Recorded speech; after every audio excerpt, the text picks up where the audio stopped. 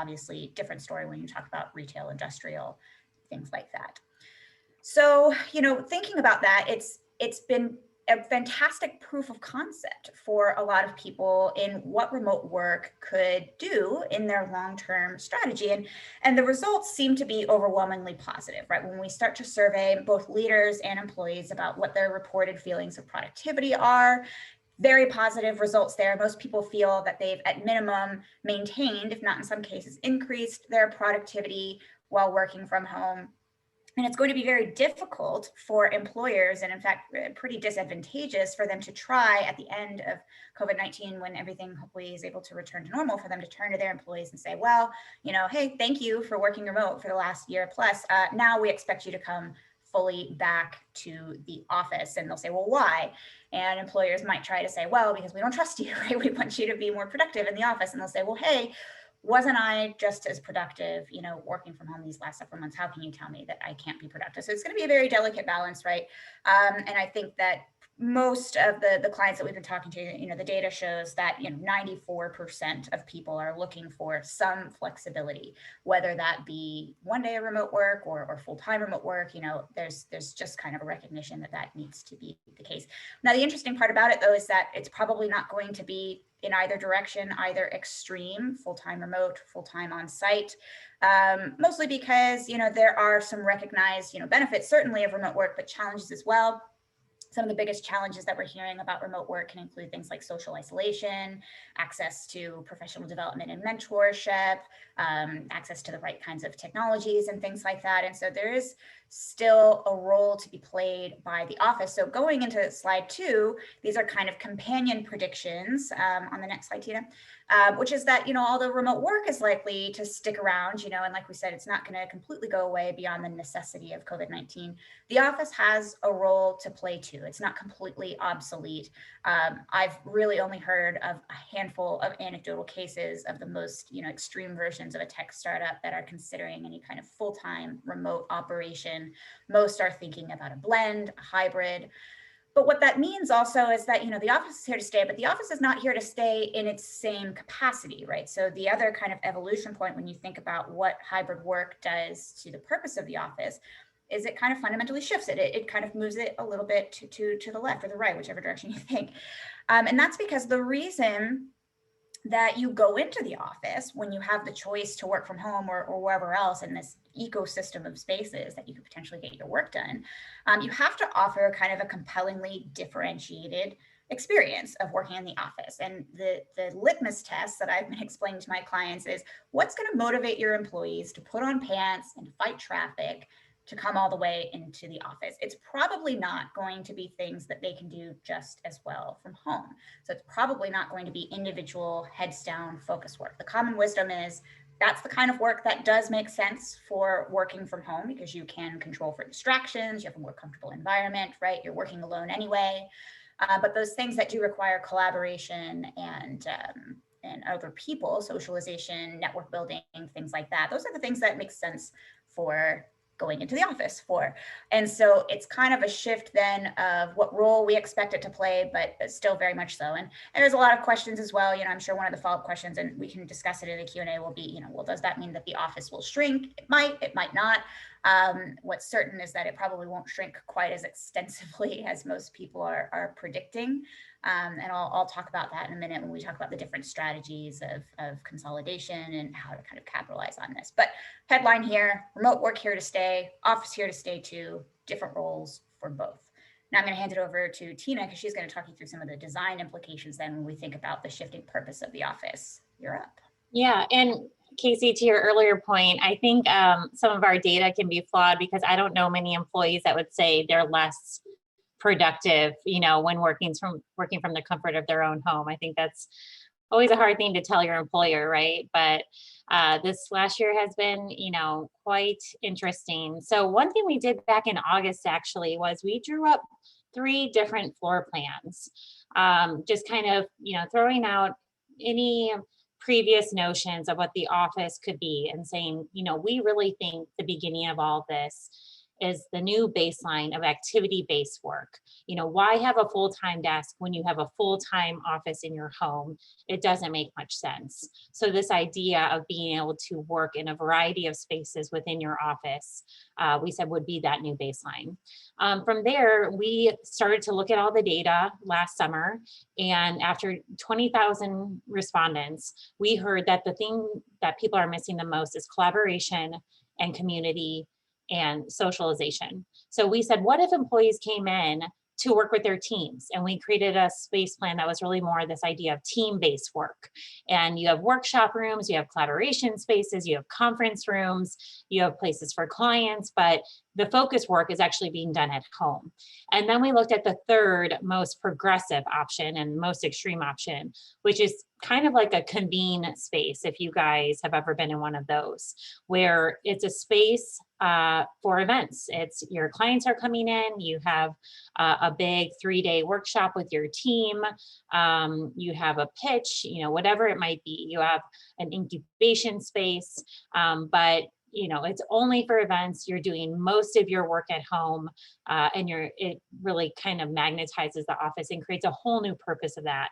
So super informal. I would love everyone to use the chat and just type in 1, 2, or 3 and tell us which floor plan you find to be most attractive or one that you would prefer. This is a very, very informal survey, and it's not going to be calculated or barely summarized. But I think we like to throw these out and we say whether they're wrong or they're right. It's just really, it's food for thought, and it's a good reaction point. I'm seeing actually overwhelmingly a lot of 2s.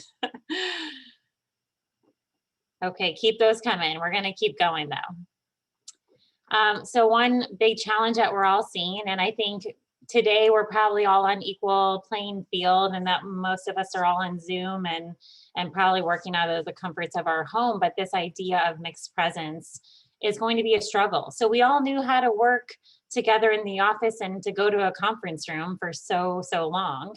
And then this last year, we got really good at working from home. It was all one-to-one. We had really less, I'll say, unless you had your kids at home and your dog and all those things, which many people did, you did have less distractions running behind you, right, compared to the office. And we all got really good at Zoom. And now we have this new venture where you have some people at home, you have some people in the office. And just last week, my team, who I think is very good with technology, we had an echo chamber that we could not control in the office. And it was our fault, where everybody at home had the upper hand. They were all ready to go and ready to meet, and we could not figure out our AV to save our life. So it's going to take a little bit of time, and it's also going to take communication, change management to figure out what's going to be the best way to have this mixed presence collaboration in the future. Seeing an overwhelming amount of 2s still in the chat. And then before I hand it back over to Kasey, is this idea of magnetizing the office that Kasey mentioned. So if your vision and mission for your company is that you want people to come back to the office, well, then maybe you're giving them the gym membership at a discount this next year or for free. But maybe if your idea of the vision of your future office is a hybrid model or even a remote model, maybe you're subsidizing their community gym instead of the office gym. So I think Kasey and I went back and forth on this idea of amenities, but it just has to align with your overall workplace strategy in order to work. But what we are seeing companies do is to provide things like, I mean, how many of you on the phone have had IT problems this last year and you were paralyzed? You did not know what to do with your laptop that was, you know, a black screen, a blue screen, whatever it might have been. So having the Genius Bar there, those concierge services, the mail center, even copy print. Some of us don't have those printers at home. So it's just little things like that. We are really missing this last year that employers and even landlords are thinking about on a building level, and then also, you know, within their own spaces of how to get people back to the office and make it better than, you know, a warm cup of coffee and sweatpants, you know, right in the morning with no commute. Well said. Okay, so once you kind of figure out your space design and you figure out your remote work policy, the biggest lingering question then becomes, okay, well, what does this do to the overall amount of space that I need? And the answer to that is really contingent on whether or not occupiers are willing to think about how they use the space a little bit differently and how they assign the space a little bit differently. And there's been an incredible movement in this field as we think about what is possible in this region, and the biggest kind of needle mover in this sense is desk sharing strategies. Desk sharing strategies, they go by a lot of different names. So they go by things like free address, hot desking, hoteling, activity-based working. I could probably list 5 more, but they're all kind of around this concept of, instead of assigning a desk on what we call a 1-to-1 ratio, meaning one person assigned to one desk, Kasey Garcia, my name on an office or on a workstation, there's going to be a different ratio. There's going to be a higher ratio of employees sharing a smaller pool of desks. So for example, some common ratios that we're seeing are anywhere in the realm of 1.2 to 1.6 employees to desks that help to kind of just kind of capitalize on the free movement of people, in and out of the space. But that could be, about internal and external mobility. People always think first about remote work or work from home as kind of the driver for this, but we've actually been implementing and advising on desk sharing strategies for the last decade plus, largely because, not just that reality of external mobility, but the internal mobility too, because most roles outside of maybe a call center are not sitting 9 to 5 butts in seats, totally static. You're going in and out of your workstation or your office because you've got meetings, you're using the amenities, you're getting up to go find someone and have a conversation, right? And so there's kind of all this to consider when you think about the utilization of your space and how much of it remains vacant. So kind of follow me a little bit here on just a quick thought experiment on the math here. Let's say you implement a 2 days a week remote work policy, right? That would mean that on average, and we're just going to use averages for now, on average, you might see about 60% of your employees showing up on a given day, right?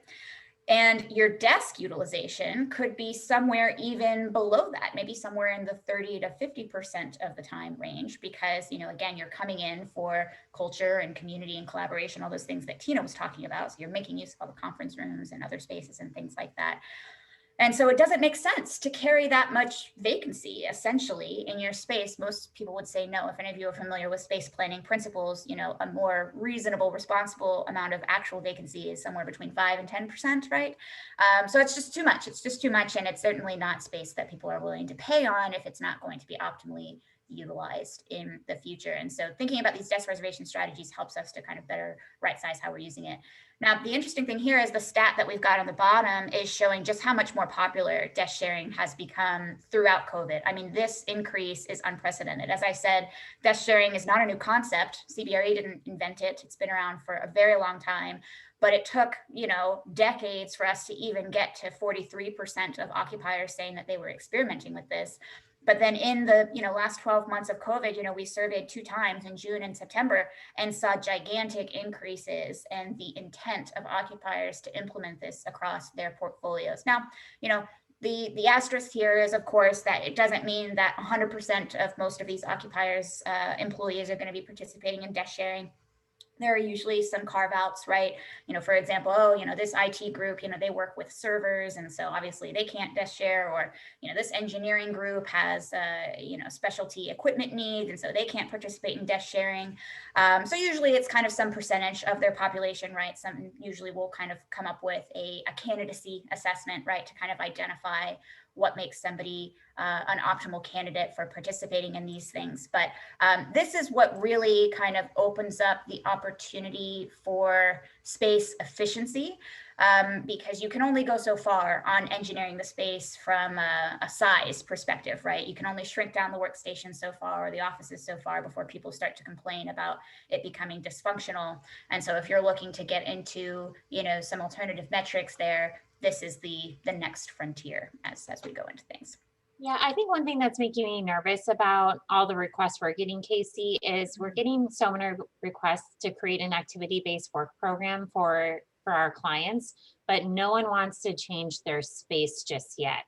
Yeah. And that can wreak havoc, because in order to change behaviors, You do need to make sure that you have the right mix of spaces in an activity-based work. You can't have, 20% offices, 80% workstations, and no collaboration space or overflow space or focus rooms in order to implement activity-based work.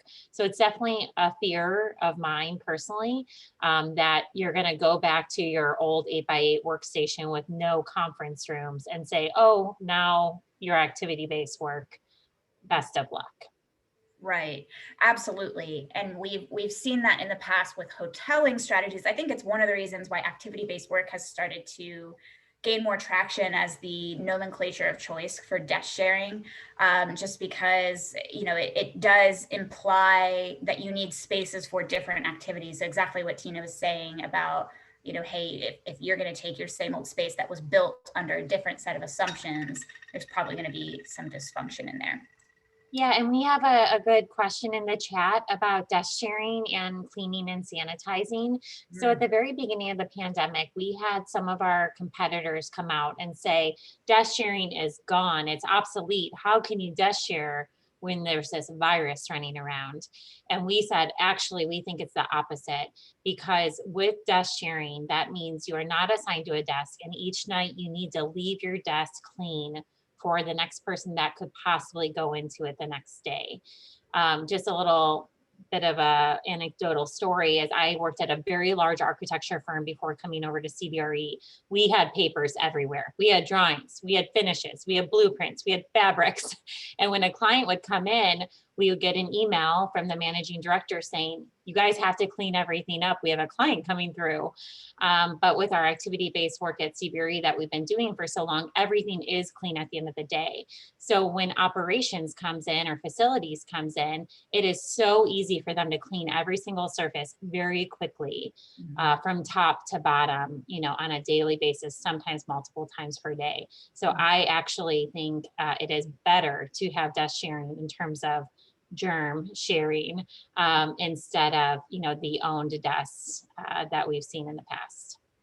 And I'll just add on to that, Tina, that it's also kind of a straw man argument to say, well, that desk sharing is any more or less of an exposure than being anchored to a desk or in an office, because there are shared elements of any environment, whether you're sharing workstations or not. You're touching the same elevator buttons, door handles, bathroom fixtures, coffee pots, things like that. And so if you're thinking about a holistic strategy for making your space safe and occupiable, you want to be thinking about those elements as well. And the desk sharing is an important part of that. It looks like somebody in the chat was actually mentioning this, the space desks are great, nobody wants to work in a densely packed environment. That's exactly the next point that we're making, is that although we're kind of looking at efficiency and you can drive more with desk sharing and things like that, we do think that there are going to be some echoes or some ripple effects of the anxieties provoked by the awareness of the relationship between the built environment and the health of the user.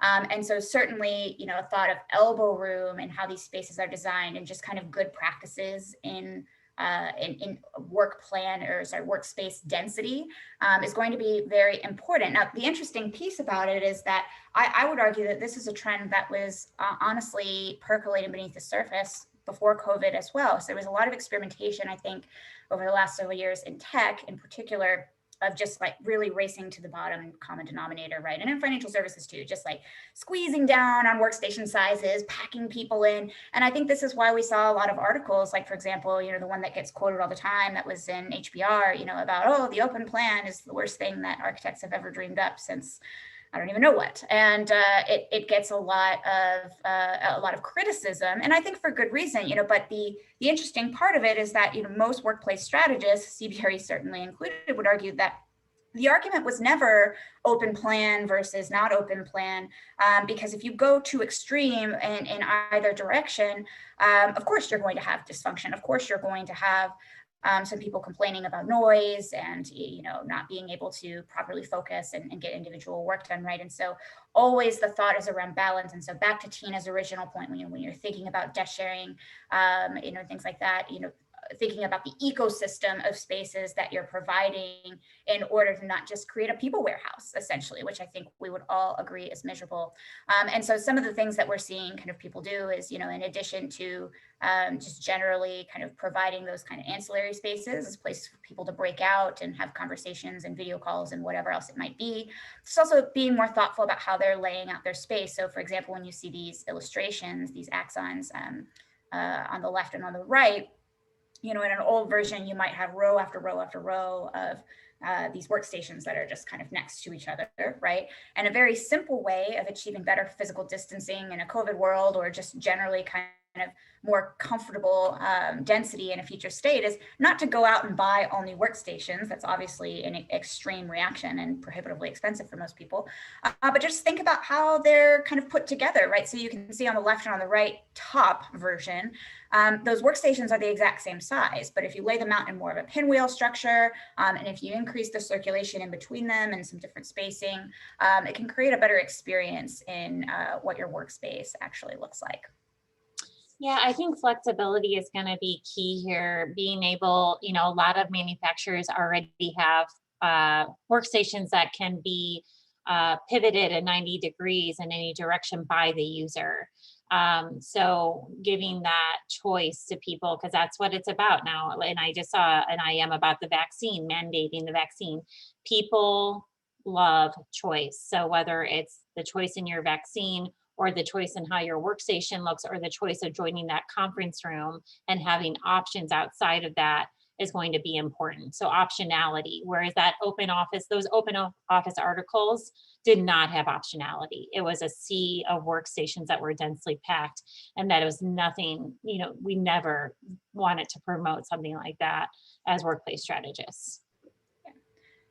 Tina, I'm going to encourage you to go to the next slides, because there's a question in here about outdoor spaces and things, and I think it's really tied into these next two trends that you're going to present. Yeah, absolutely. So we did find that according to a new survey of 1,500 people, general and workplace well-being as the pandemic continues to rage is really at an all-time high. So 85% said that their general well-being declined, while 89% said their workplace well-being declined. And that was mainly attributed to increased job demand. That was really the largest theme. So what do we mean by that? We are being squeezed at the beginning of our day and the end of our day. And then people knew we had nothing going on the weekends. So we were also working on the weekends, right? We have to reset those guidelines as companies, as employers, that we're going to have commute times now in the morning and the evening. So I cannot have a 6 a.m., 7 a.m., and 8 a.m. meeting, which I had 2 of those this morning, because how am I supposed to get to the office? So I think outside of that point, which is a huge one, is that COVID-19 has created this situation where we've all gotten our bachelor's in viruses, flu, all of these things. And I keep joking that in 2022, no one's going to want more flu. Like we figured this out this last year, and that is a really good theme. So how can we continue to push well-being forward? This year, we actually made great strides in figuring out how germs spread and how viruses spread, and we can be smarter about this in the future. So Kasey and I both have our WELL accreditation. A lot of our team does, and we just know how important this is to this space, whether it not just be the physical space, but also social, environmental, even that mental well-being, how important well-being is. And Kasey, I didn't catch the question actually, but I'm not sure if I answered it. Could you repeat the question? Absolutely. It was about, are we somehow incorporating more outdoor spaces, and do we anticipate a trend around that? Yeah, so the leases we are looking at right now, a recent one that's in the suburbs of Chicago is an opportunity to go downtown into a tower, or to go stay in the suburbs and buy a campus. And the campus has paths and trails and some man-made lakes and ponds and all of these things. And I think we've all been pretty lucky in that if we do have a walkable neighborhood, we've been able to take some meetings in the middle of the day while walking. And that has been, I think, critical. At least I know it's my own well-being.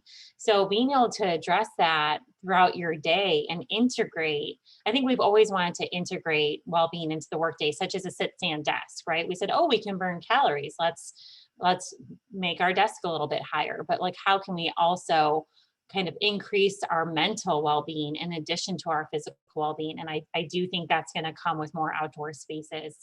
And we also know how the virus spreads now, and we know outdoors is a better place to be than inside. Okay. Go ahead, Kasey. Yeah, absolutely. So how we're going to define and measure workplace performance, I'll really tie this back to everything that Tina and I have been talking about in terms of how the workplace itself is going to change. The design of it might change to more favor collaborative spaces or event driving spaces, and the occupancy of it might change so that, the definition of who owns the seat changes as well. And so some of the kind of historical ways that we measure workplace performance or workplace efficiency listed on the left, square foot per person, or occupancy costs or percent of open and enclosed space, those are going to be really fundamentally turned on their heads. I mean, at minimum, the benchmark is going to be completely exploded, but some of them are no longer relevant, right? I mean, the performance of a space, once you kind of take the same square footage and design it in a fundamentally different way, it could have similar metrics as what it had before in kind of those left versions, but be intending to do something totally different. And so it could be a yes and, or it could be a replacement wholesale of what we're looking at here, but we're predicting, some things on the right that get after some of the better value of a space, because it's not just about kind of the bottom line, how much you're paying for it, but it's also the ROI in terms of, what the space is doing to support business priorities and, advancing the goals and mission of an organization. So in that respect, we're starting to see a trend that corporate real estate departments are thinking about the ways that they measure and track the performance of their space in some more abstract terms, in fact. And some of them are still measurable, but they often kind of reach towards things that can be a little bit more nebulous. Like, for example, how is our space actually increasing our culture, right? Well, there could be some metrics around employee engagement. There could be some metrics around turnover. There could be some metrics around just general sentiment of how well the workplace reflects brand and culture, things like that. Then when we think about health and well-being, and trying to evaluate how the space is supporting that initiative, there could be things that we look at, for example, how much of your space has access to natural light, or what your indoor air quality looks like, or, what your water access is, how far you have to walk to get a cup of water, things like that. Really creative ways of thinking about how are we demonstrating to ourselves that we're making measurable improvements in some of these loftier goals about the workplace. And so, this is by no means an exhaustive list of the things that, we could potentially start seeing companies tracking as they look at their space. But what this representative list is meant to kind of illuminate is that the priorities are starting to change. It's not all just about, hey, let's minimize our footprint. It's, hey, let's make our footprint really work in service of the holistic intentions of the design. And I think this leads really well into our last trend, which I'll just kind of quickly go through before we stop and answer more questions, which is that, a high performing workplace, if it ever was, which I might debate, it certainly is not now, just about furniture and walls. It's definitely about a consortium of characteristics, from space to technology to policy, etiquette, experience, and that kind of can be summarized across 3 different shared services functions inside an organization. There's CRE, corporate real estate, there's HR, and there's IT. And so those partnerships are by necessity starting to strengthen, because so much is overlapping in how we're delivering a high quality workplace experience. And this is only going to become more exacerbated when the definition of the workplace starts to expand to beyond the controllable office walls and needing to get into that. And so the last prediction that we're making is kind of an offshoot of this one around these partnerships, is that these partnerships might be formalized into a brand new C-suite officer. We've seen the evolution, for example, of the HR function to creating chief people officers. The same could be true of corporate real estate functions evolving to have what we're calling a chief places officer. And the kind of key, just summarizing all the characteristics that we have here, is it's representing a shift away from, again, really tactical space and furniture driven tasks, for that vertical, and instead starting to shift towards a more strategic, intentional, integrated way of approaching the way that workspaces are designed, implemented, and operated. So I'm seeing a couple more questions come in through the chat. We can go ahead and start doing that. And then certainly anybody feel free to submit other ones. Let's look through here. Tina, did any grab your eye as we're going into it? The last one actually is wellness at home. Our company's giving allowances. So, I mean, I think one funny thing we were talking about yesterday was, a lot of companies, especially in the Bay Area, were offering breakfast, lunch, and dinner. And then people went home and they said, "What? I need my breakfast, lunch, and dinner. What are you guys going to do for me?"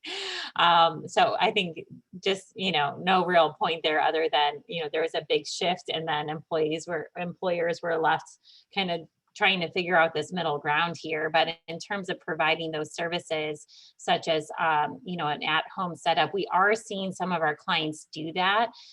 There's a confidential pharmaceutical company that is offering all 30,000 employees an at-home setup that we're designing for them, which I do think is amazing. But again, it has to align with your mission and vision of, within your company of what you want to do going forward.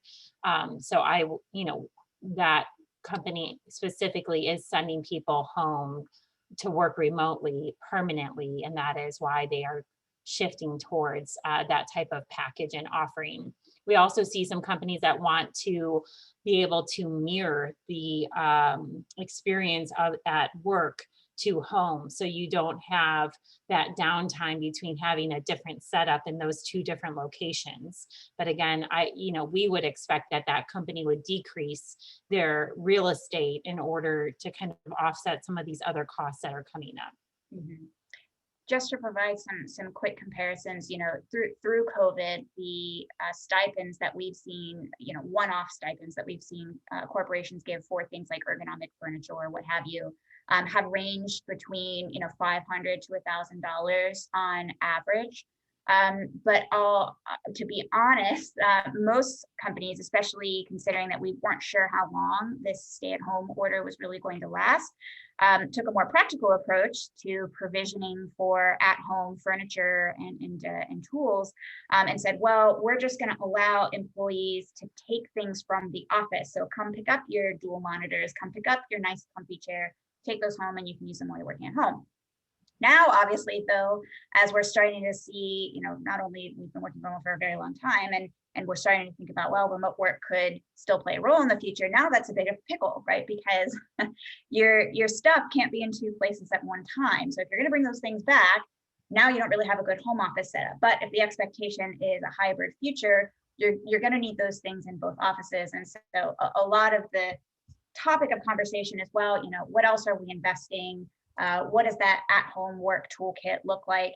But I think it's going to require, kind of a fundamental shift from employers around whether work from home is a perk, something that primarily benefits the employee, and they should just be grateful that they're allowed to work flexibly and buy your own stuff. Or is it something that also benefits the employer? And this is when we start to get into, those desk sharing strategies and those opportunities for consolidation once you work more flexibly. If you're finding some cost savings or some cost avoidance, really when you think about rent, in that category, then there's a reasonable kind of allocation of budget that you could potentially reinvest in some of this infrastructure that better supports employers. So I think this is an area that's very fluid right now, and we're going to expect to see probably some new benchmarks around that in the next, 12 to 18 months. Great.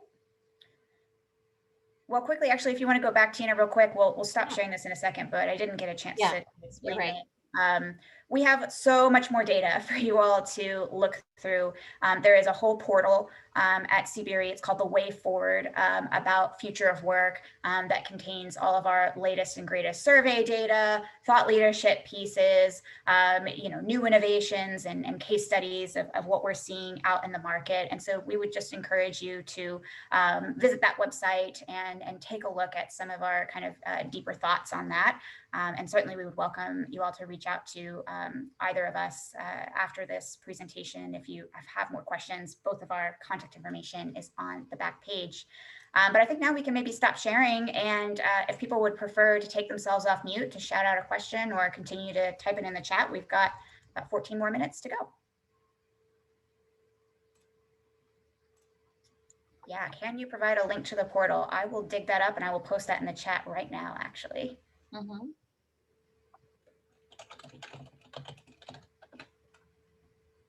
There we go. Other questions about trends, thoughts?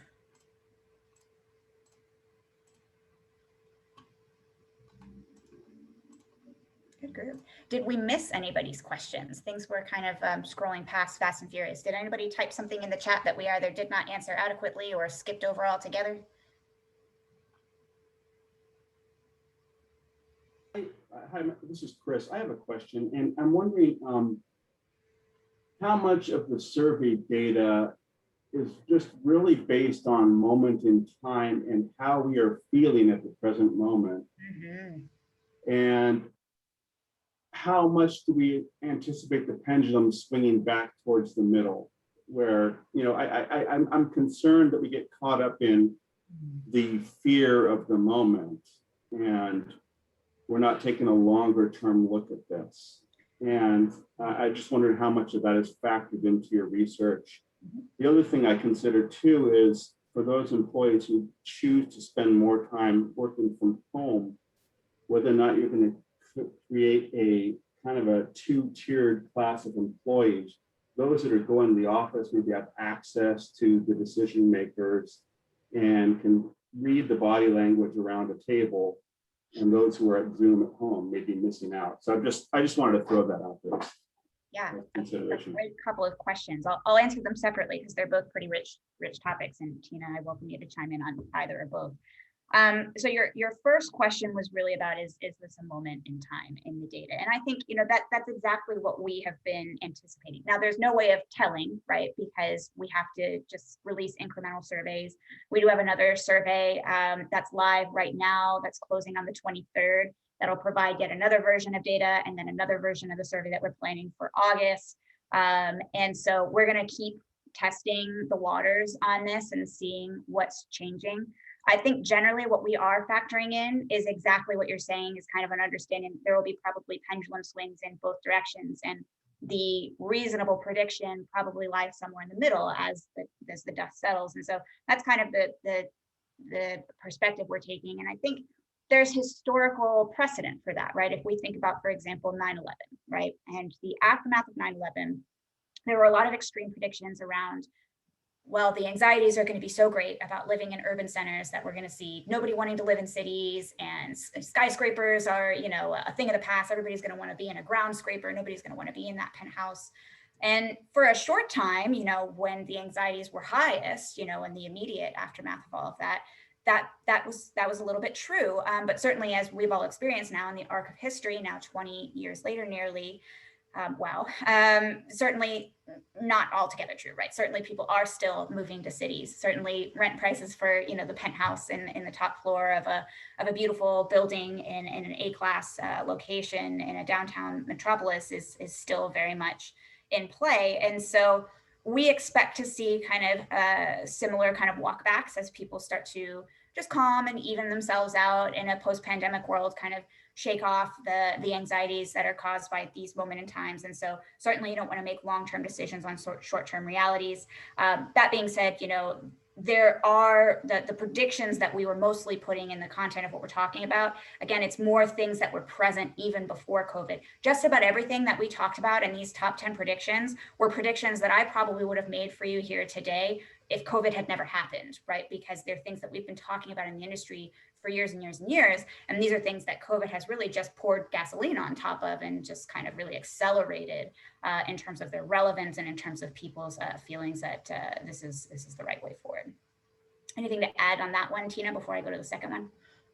No, I think that was well put. I was looking at some of the questions in the chat, and one is, how will employers be offering commuter benefits as a result of the pandemic, and has there been a shift in employers factoring in how employees will get to the office? I think the only thing we're seeing is that allowing for a shift in start times and closing times. Right now, some offices are very strict on their opening time and closing time due to cleaning procedures. But I think employers do need to start getting a little bit more flexible, because some people will not want to commute during the heavy commuting times, or they have mixed responsibilities at home with the children and their schedules. For example, some daycares now have limited hours too because of the pandemic.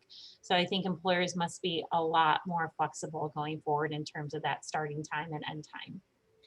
And I think the other thing to consider here, related to some of the other questions I'm seeing related to this, is considering the parking constraints that are very real when you start to increase the capacity of a space, right? And this has been the topic of every conversation I've been having with landlords and their occupiers of saying, okay, well, wait a minute, if I'm occupying a floor, right, and this floor previously housed 100 of my employees, but now we're moving to some flexible work arrangement and I'm desk sharing and things like this. Now I've got 150 employees on that floor. Well, wait, I only had however many parking spots beforehand. How am I controlling that? Some of the answer may be kind of distributing when people are coming in. And so they might be going into different occupancy schedules in order to control, well, we don't need everybody here on the same day, and it also doesn't even benefit us from a space perspective if we have everybody showing up on Tuesday, nobody showing up on Friday. So the distribution of how people are showing up at work will also have downstream impacts on their commute habits, obviously, traffic flows, things like that.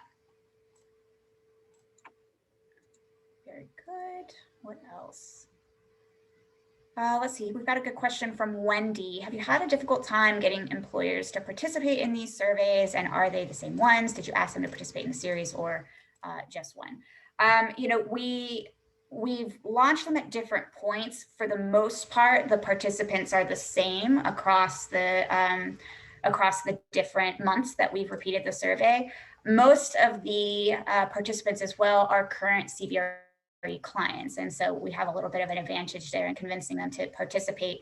And then also, the biggest question right now, everybody wants to know what's everybody else doing. And so the give back, the gift for participating in this is you're the first to receive all of the data as well. And just given the breadth and the and depth of the relationships that CBRE has, we're the world's largest real estate firm globally. And that does afford a certain access to data that others don't have. And so we've been fortunate not to have too difficult of a time on that. Yeah, and that kind of goes into the next question. CBRE being a very public company, we treat the vaccination process differently than the private companies. So as a private company, you can require vaccination. And I'm not sure, if we would even be able to disclose information about number of vaccinations within a public company.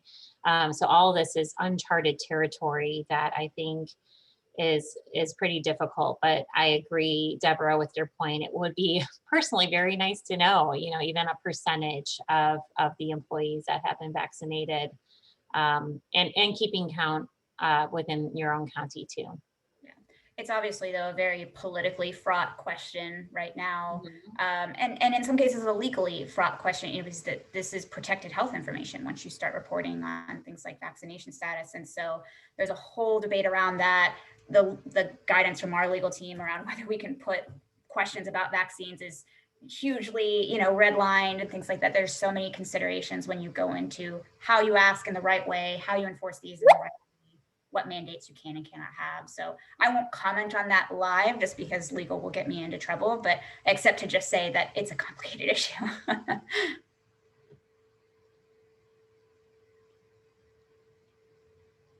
right. Last question on the survey, just really quickly, does it break it down by city in New York City? Actually, New York is one of the few that we do have broken out some data for. It's actually not our data. There's some interesting data from actually the city of NYC that I'll find and circulate to this group. So Peter, you might be interested in that.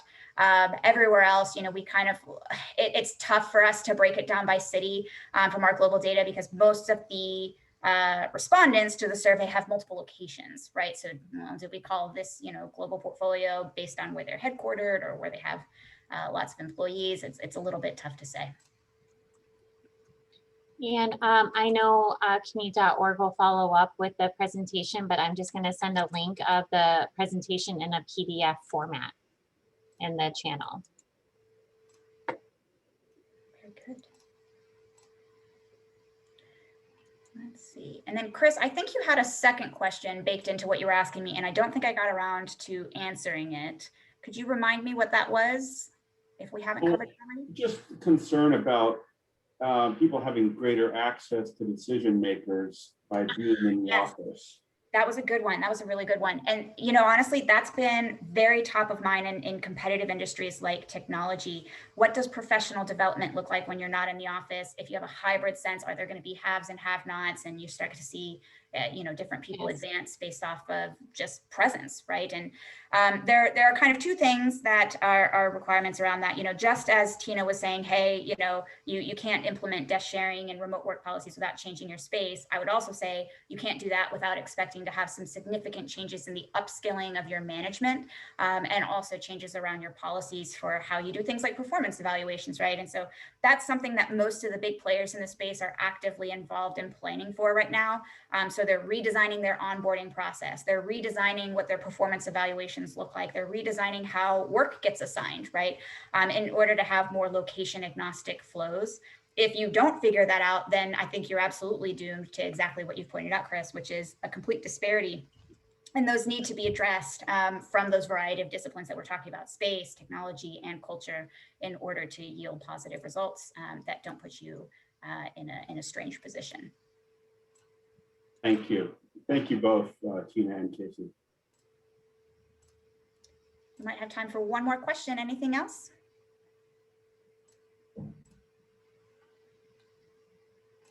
Very good. Well, you all had such thoughtful questions, and I hope everything that we presented here was at least thought-provoking. Certainly not the be-all, end-all of the diverse subset of topics that we could have introduced here. And so, again, I thank you all for your time. Encourage you to check out our research portal. There's so much more in there, and we hope to continue the conversation with any of you that would like to reach out. Thank you, guys. Farada, anything to add?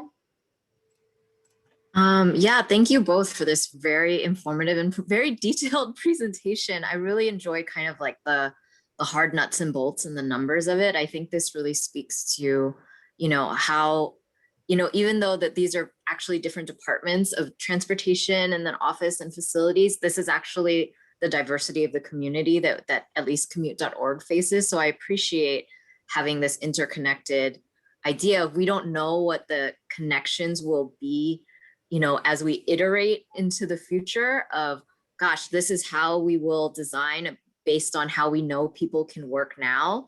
And then this is how our offices will look like. And then this is what transportation plans workplaces will need. But it really speaks to that idea of what we were saying before, is your organization set up to actually talk that way, to have transportation and facilities and HR connect at this level as many departments are iterating forward? And the question that Stephanie brought up of I think it's a mixed bag. I think some transportation folks are in on these conversations and some aren't, just depending on the nature of your workplace. And I think, Kasey, you said it, like the courage it will take to build that connective tissue within an organization, if it does or doesn't already exist, going forward as we build into hybrid workplaces. So thank you very much for your presentation, and we invite people back for our final day tomorrow at 11 a.m. With a presentation by architectural firm Omgivning. Well, with that, we wish everybody a great rest of your afternoon, and thank you for joining us today.